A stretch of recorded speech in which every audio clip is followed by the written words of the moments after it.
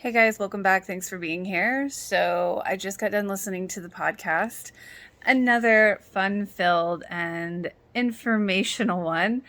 I did not know that the writers were trying to possibly write Haley's character off the show by sending her away on the tour bus. I did not know this. And I, for one, think that's crazy. I mean, to think that they could get away with breaking up Nayli, excuse me, which this episode definitely made us think was happening. There's so much that happens. It's so emotional. And let's get into it. Brooke holding the Latin book upside down is great. I always thought that was on purpose. Oh, Dan, trying to prove you're a good father, or can be? I think there are less impossible things to try for, don't you?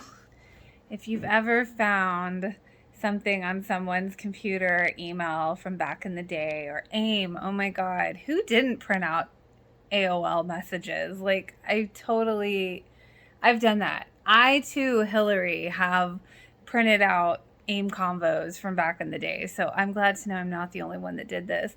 But oh my God, Nathan finding these emails on Haley's computer from Chris and the AIM conversation. It's just like, ugh, heart to the knife to the heart. Excuse me. Jake is back. And of course, Brooke is like, you can still vote, right? Vote for me, class president. And I like that Lucas is the one that called Jake for Peyton, and Peyton acknowledges that. Oh, man, young love is tough, especially when you're married in high school. I mean, Chris Keller's an intriguing person, or personality, I should say. But, like, that's just what's so hard about it, because it's like, for Haley's situation, there's clearly maybe something there intriguing her about Chris. I personally think it's just exactly that, the talent, the being able to do what you love to do, expressing that talent.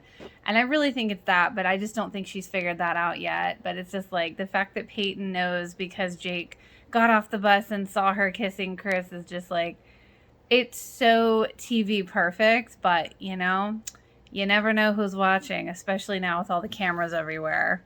Take note.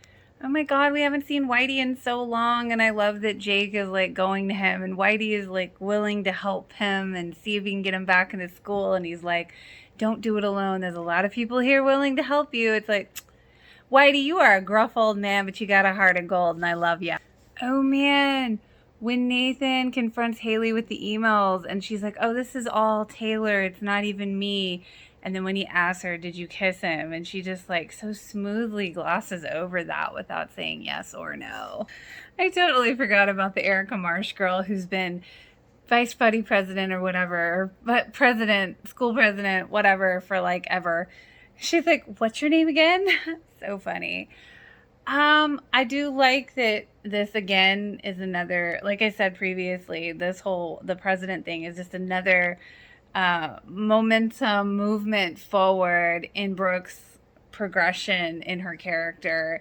And I do love how, you know, her and Nathan particularly have a lot of foreshadowing progression of their characters later.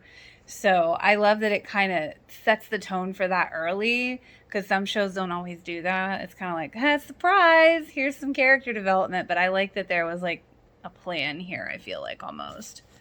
Speaking of surprises, I swear Lucas freaking just like springing it on his mom. Oh, I don't have the heart problem and I'm gonna move in with Dan.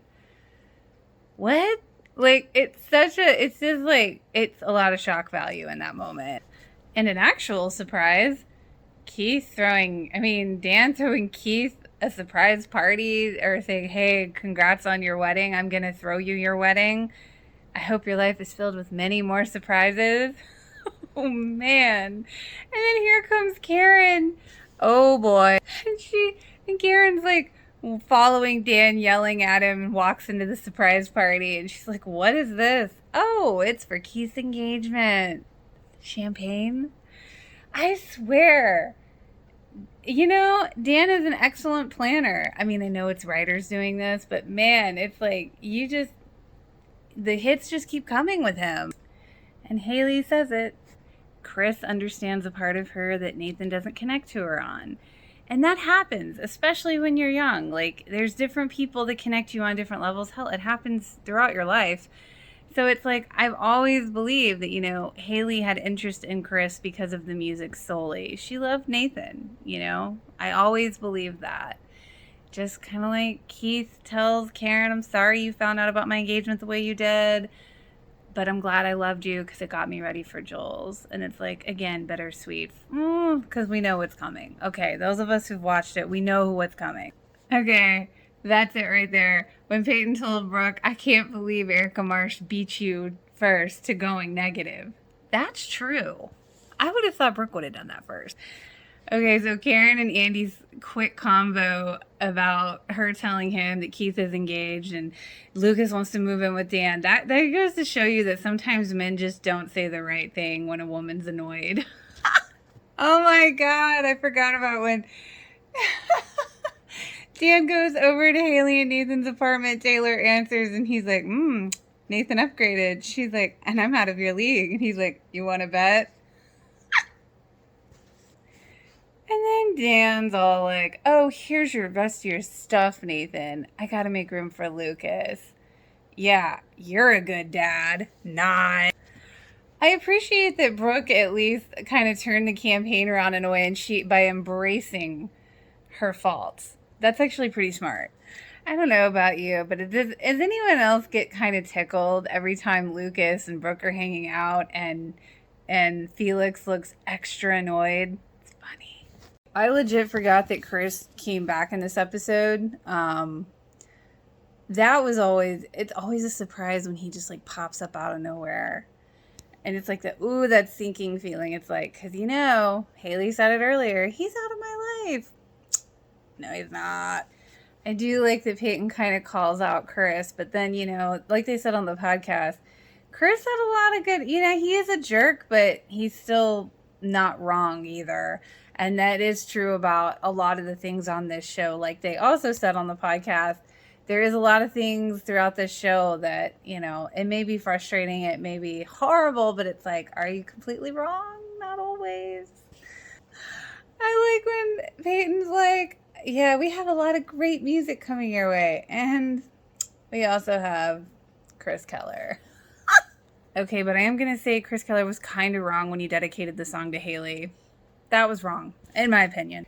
And they did have a point. Brooke in that trench coat really did look like her mom on the show. That is so true. Taylor showed up, and he's all like, oh, I'm going to waste this guy, Nathan. And it's like, Taylor's like, oh, this night who's the stud? Oh, this night just got interesting. It's like, oh, man. They were good at those moments on this show. I agree. The look on Nathan's face when Chris is like, oh, maybe it's not enough that she loves you. It's like, he did look very sad. But, this is also progress for his character again, because the old Nathan would have just knocked him out.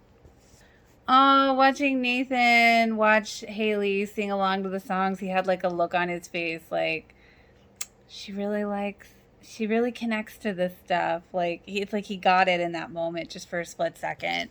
Oh, yes. And the very loaded look between Brooke and Lucas. Very telling.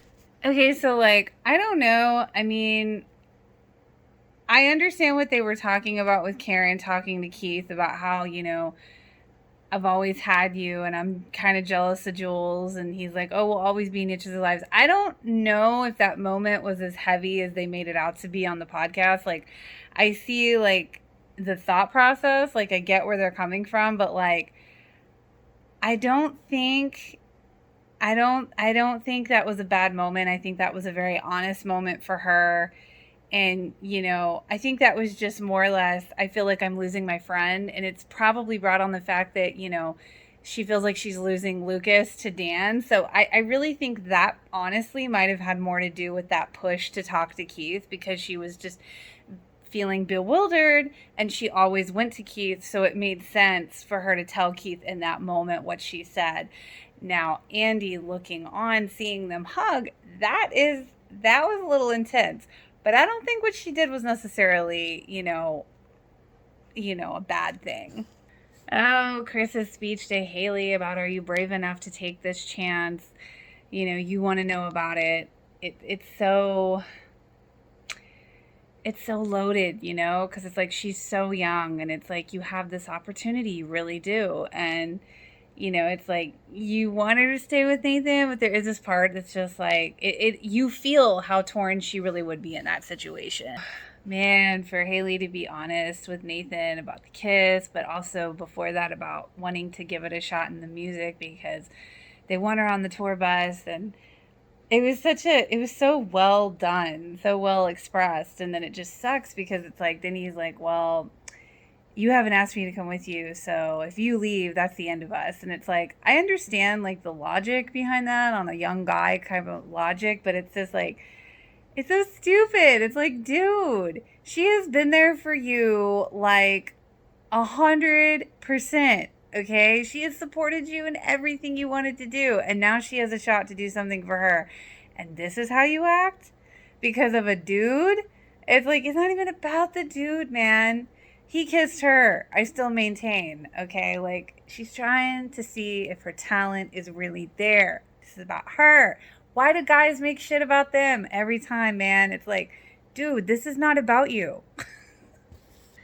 Aw, Lucas leaving to go to Dan's, and Morris is like, unpack, unpack. It's like, dude, Morris kind of totally that like scary mom that every teen had in their lives at some point that they were terrified of. When they got mad, of course. Again, I mean, I love that Jake comes back and is back for a minute, I always thought him and Peyton were really good. It's just like, they had their moment, like he was so on a different level with Jenny, his kid and whatnot, and crazy ass Nikki always coming around. It's like, dude, you don't need that headache. And what I mean by headache is for Peyton, because I know she loved Jake and Jake was awesome for her at that time, but like, Jake had a lot going on. Let's be real. When Mouth confesses to Brooke that he broke her car window and she's like, I don't think we can be friends, I love that he says, me neither. I love that. Why do people think that popular folks have all the answers? Because I've got news for you. Nobody has all the answers. Oh my God, when Karen goes to Andy after Lucas leaves and she's like, he left and I don't know what to do. Oh, I felt that moment. Like, she's such a good actress. And it was so good that she went to Andy, and Andy, like, kind of, you could tell, like, he had a moment of hesitation, but he's like, this is bigger than me. Good for you, bro. Exactly. Oh my God, when she left that bracelet on that table for Nathan. I need the bracelet. No, like, I can't, like, because I know, like, I remember watching that originally and just knife through the heart, man. Brutal. Okay, yes, Peyton, Jenny, and Jake act, looking like a little family together. It's adorable, but it was just a moment in time, kids. Soak it up while it's here. Let it wash over you. It will not be here long. Oh man, when Haley shows up for that bus and you see Chris Keller just smiling like the freaking cat who just ate the damn canary, and she's very conflicted though. That was the only thing that gave me hope watching it originally. I was like, okay, she's not as happy as one might look going on an adventure like this. Because when she gave that bracelet back, when you see that, you think she's really done. But the fact that she's not happy like going on that bus tells you there's hope. And I knew it. I forgot. I was like, yes, Lucas had the heart condition. He lied to his mom. And now he's living with the devil, who his mom hates. He's like killing his mom, dude. It's like, Lucas, remember all those mistakes you made in season 1? Dude, you're making all new ones. Man, when Dan asked Lucas how he faked the results to his mom, and he goes, oh yeah, I used Keith's letter. And Dan is just, do you see how proud Dan is in that moment? And then, like, even Lucas says it, because Dan's like, oh, I never thought you could be so duplicitous. I get, and then, Lucas is all, I guess I really am your son. Dan looks so fucking proud in that moment. Like, it is such good acting. I mean, Paul is such a good actor. But it's just like, wow, dude, you were looking way too proud in a very bad moment. This is not a good moment. This is not a win, okay? When Nathan threw the keyboard, I knew that I remembered him throwing the keyboard, but I always forgot that he did it against that picture. And then, like, it just split down the middle. It's like, did they plan it that way, or did it just happen that way? Such an emotional moment. And I know this video was long, guys, but, like, seriously, there was a lot of feels in this one. There was just a lot of emotions in this episode. A lot of shit went down. So next week should be real fun, too. Oh, my God. Thanks for being here. Hi to everyone. Thanks for subscribing. And if you liked, feel free to like, thumbs up, and subscribe. And I shall see you next week.